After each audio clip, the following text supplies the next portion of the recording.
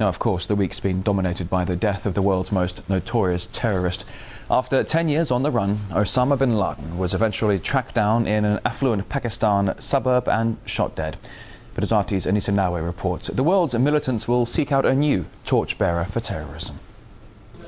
The man wanted dead or alive for a decade is gone. The United States has conducted an operation that killed Osama bin Laden. For some, it was a moment of victory. And you can hear some of that cheering going on. For others, a moment of embarrassment. President Obama is in fact dead. It was a U.S.-led strategic, But there's one thing analysts say should not be overlooked. Osama bin Laden may be dead, but the threat of terror is very much alive.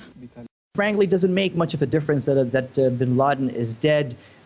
People here were convinced, at least for the last 2 years, they've been very convinced that the al-Qaeda figures or people in this region, who, by the way, cannot number more than 100, are incapable of carrying out any major attacks. It's been years since bin Laden has claimed responsibility for an attack. Instead, it's Russian al-Qaeda-linked terrorists that have made the most recent marks. Moscow's metro blast and airport bombing, two of the latest global attacks, were masterminded by domestic Chechen terror leader Doku Marov, who for years has been trying to usurp bin Laden's role as the face of international terrorism.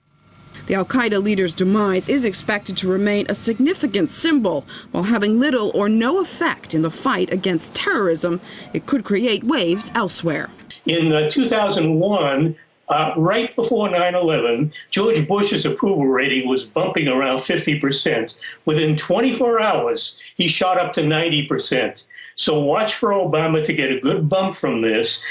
A new poll shows Obama is up more than 10% since bin Laden was killed. And now, of course, an opening has been made for the new face of evil.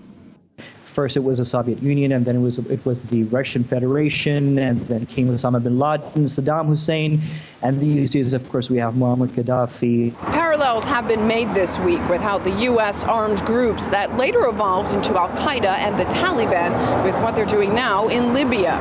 So perhaps the new public enemy number one is just beginning his journey, this time in North Africa.